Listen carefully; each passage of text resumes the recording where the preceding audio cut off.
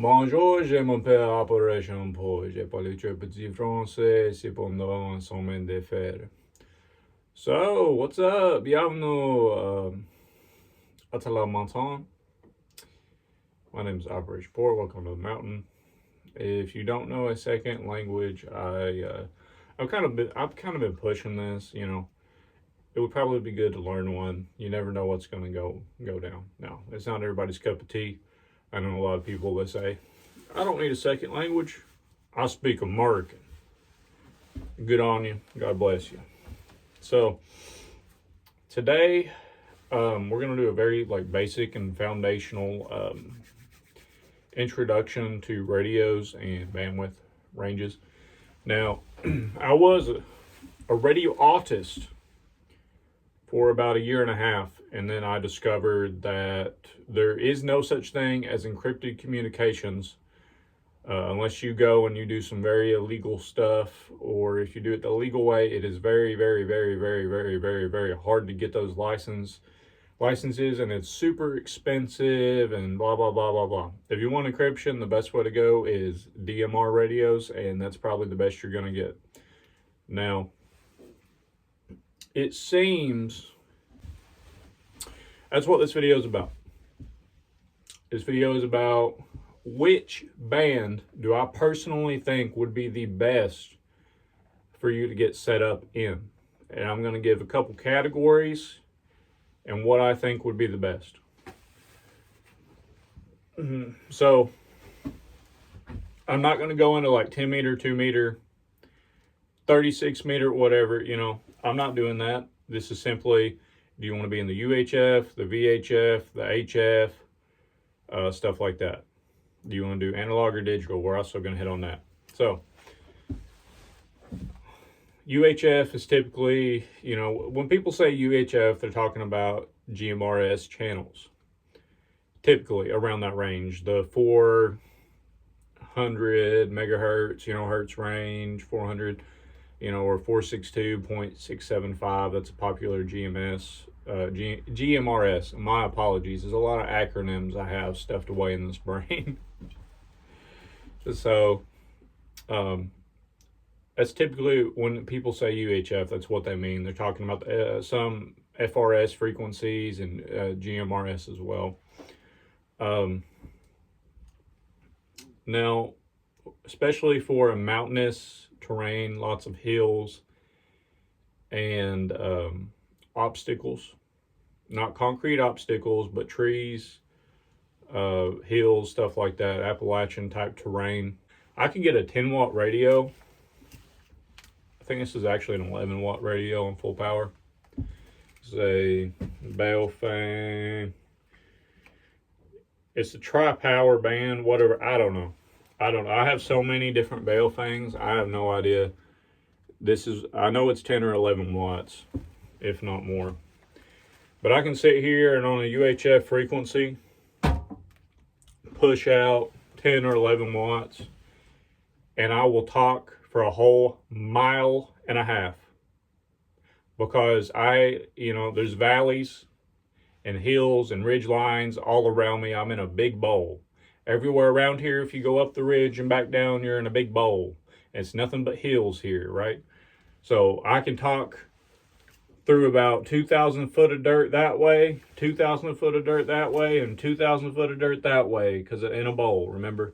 Now, if you were to get on a hilltop and have line of sight, you could pretty much talk as far as you could see, okay? But UHF, where it's such a high frequency, ultra high frequency, it does not travel as far as VHF or HF bands. So it's not really that good. It's not that good unless you're doing, really close in, tight knit operations, especially if you live in a forested area. Now, why is this? Right, I do want to hit off on some science real quick. So radio wave, right? Kind of like that. That's a very, I need a notebook. But let's say the whole wavelength of a UHF frequency, 462.675. Let's say it's that big. It's a lot bigger, but just for scale. Let's say it's that big, the whole wavelength,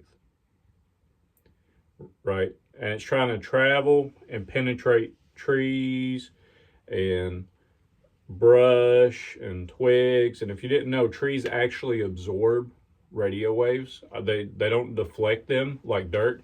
You can actually bounce radio waves off of dirt and soil, but trees actually absorb the radio waves, and vegetation and brush absorb the radio waves.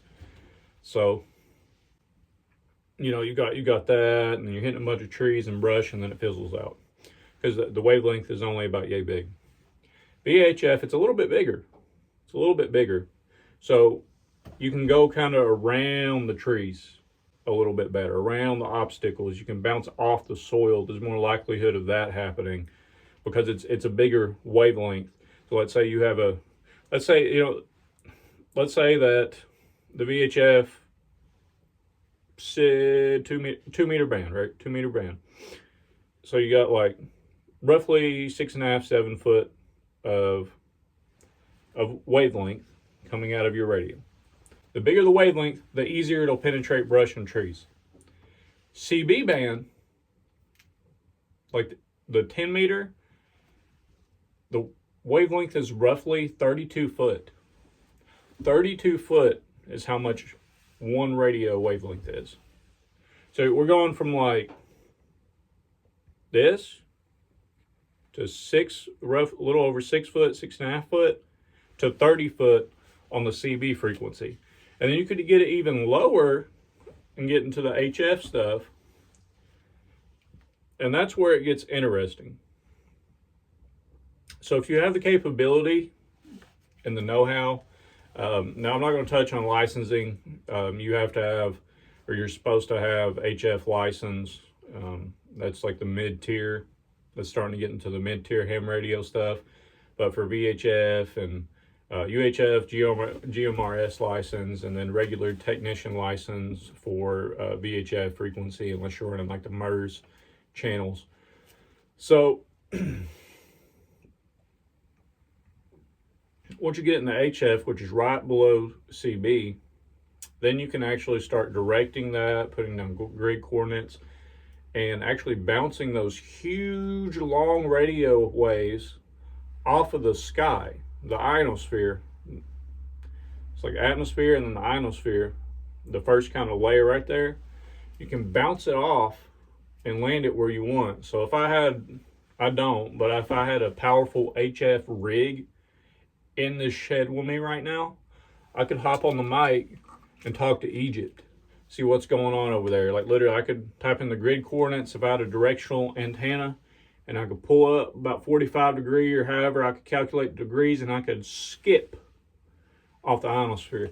Now that's a key word, to skip. So I have a CB radio here, and I don't know what's on the air right now. I don't even know if it'll turn on. I haven't messed with it in like 6 months. But I can hear people from Canada, Arizona. I've heard people from France before, and that is because skip. So the CB band has the potential to bounce off the ionosphere, but it depends on weather conditions, and you can't control weather. So most of the time, depending on the solar phase and solar cycle of the sun and just how the conditions are, you can't aim CB when you're talking skip. So that's a big disadvantage compared to HF. HF is the way to go if you can get into it. Simple as that. For long distance communication, and very specific long distance communication without using satellites or phones.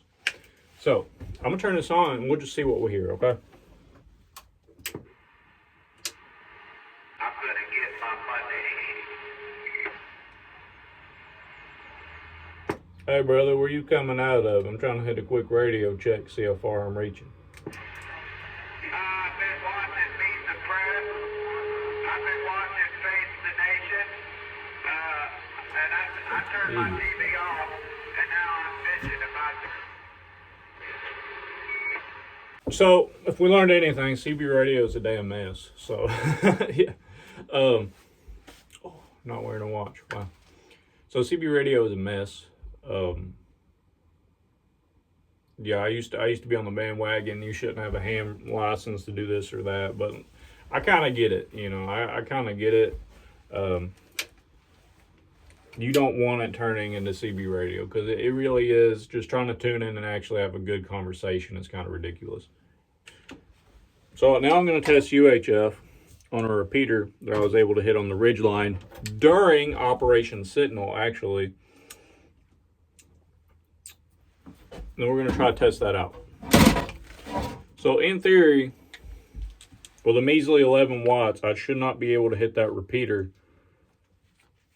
Monitoring and listening. Everybody, anybody on the air right now? I'm just trying to get a radio check out the holler.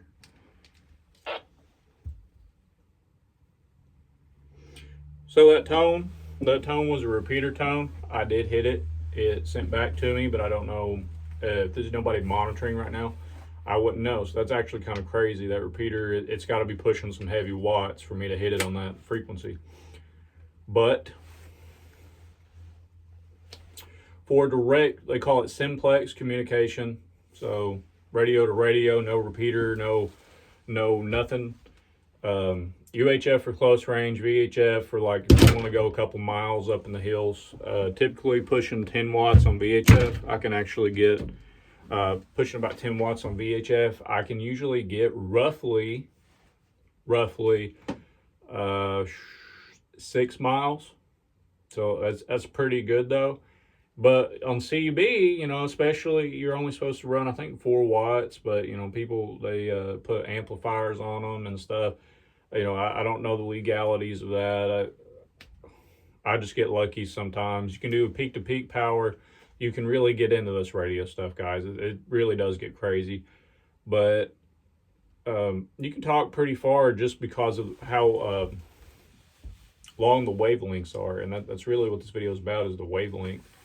So if you want to reach far and you don't want to do a HF license or have that capability, like I said, I'm not your mom. I'm not going to tell you, or your dad. I'm not going to tell you, you can or can't. But the law says you got to be licensed, right, or you get a big fine. That's just how it is, guys. So HF is the king when it comes to long distance communications. If you're in an urban setting, UHF. If you're out in the hills, I would probably not run UHF. It's too spotty, especially if you're in rock faces.